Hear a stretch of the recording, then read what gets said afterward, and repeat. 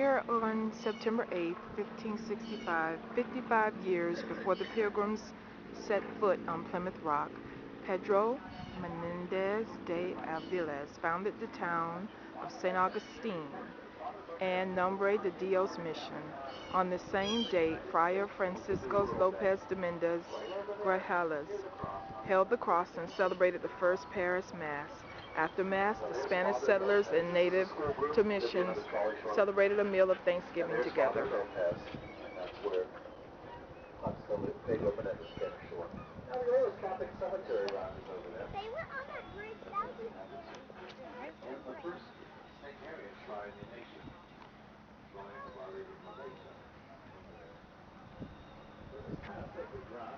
With the founding of Nombre de Dios, an extensive missionary effort was initiated throughout Spanish La Florida.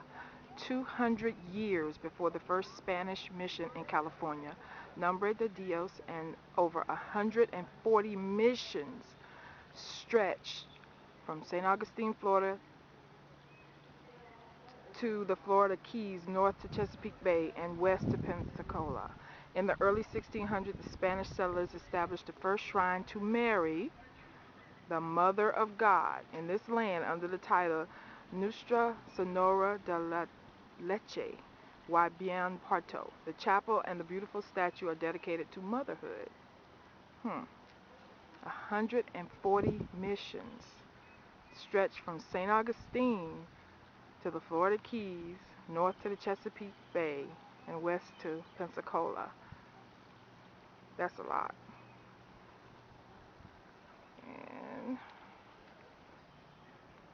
there's the dedication. They were really busy trying to lock up mines.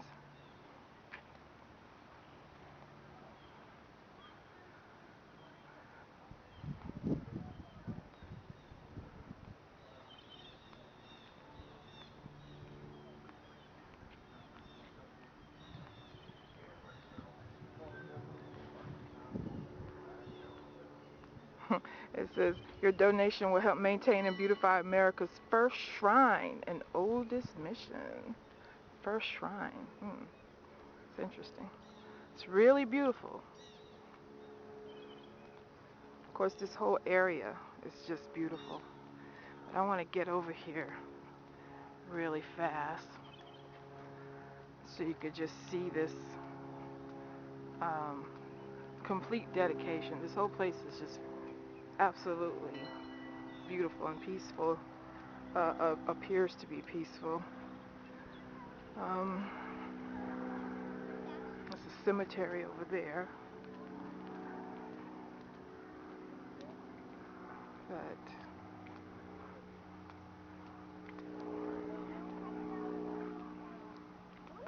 as we get over this little bridge, and then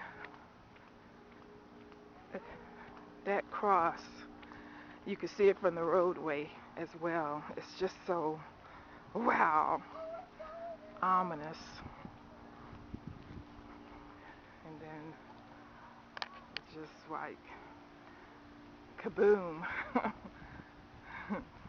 It's like this is what it is, this is where it's at, this is what we're about. And you know what, if you're not about this, then you're not with us. It's like one of those, either you're with us or you're not.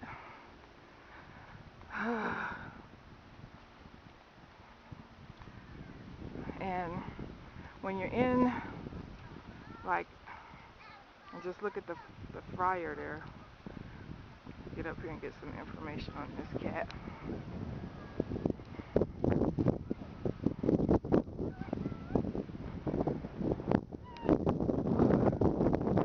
Here on this tip because we're at the waterway. And I didn't see it back there, but he's got his arms outstretched and he's looking up into the heavens.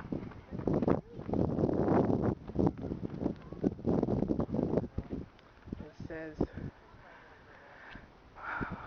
Father Francisco Lopez de Mendez Grajales was chaplain of Pedro Menendez's expedition and founding pastor of the parish of St. Augustine, a diocese priest from Jerez de Frontera in Spain. He celebrated the first Mass in the new colony on September 8, 1565. And the journey began for the rest of the world.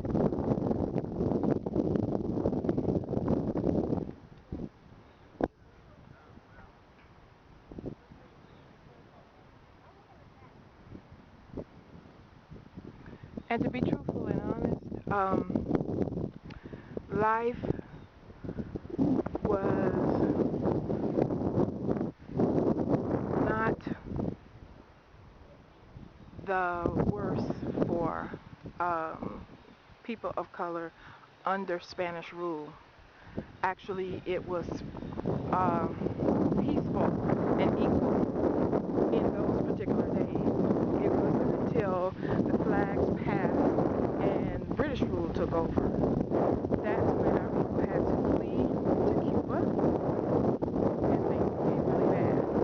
And it was the British that looked at our people once we got into the 1700s and the English raiders or the English from the South Carolinas started to attack, and after which flags start changing over, and it was a big fat stinking mess from that point on. But while people of color or blacks, Africans lived under Spanish rule, it was they were able to live with their wives and their children.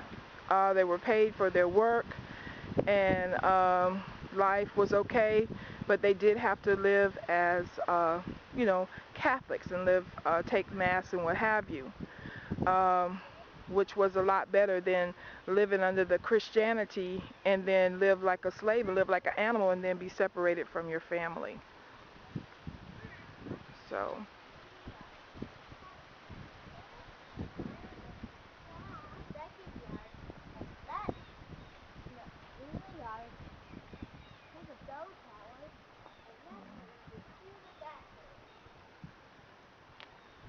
this one says wars and destruction. It says, in 1702, English raiders from South Carolina attacked and laid siege to St. Augustine. Before leaving in defeat, they burned nearly all of the buildings in town, including those at the mission. The church was rebuilt, but was again occupied by English forces attacking St. Augustine in 1728.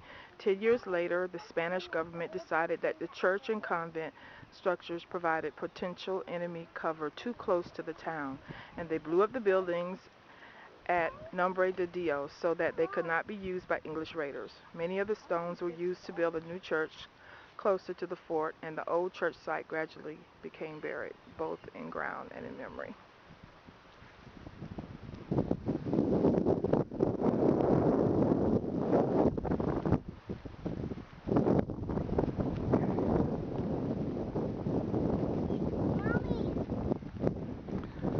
Oh boy, this place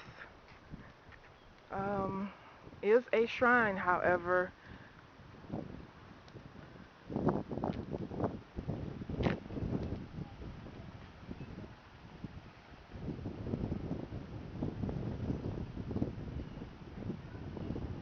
To things that are not.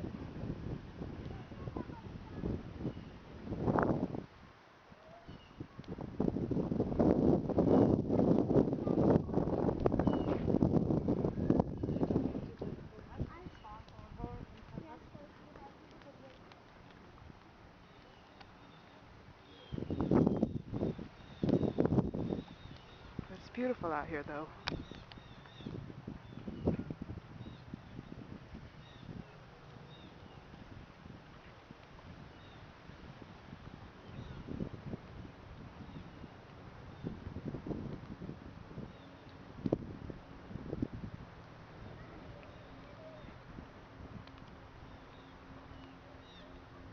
And no matter where you go, you can see that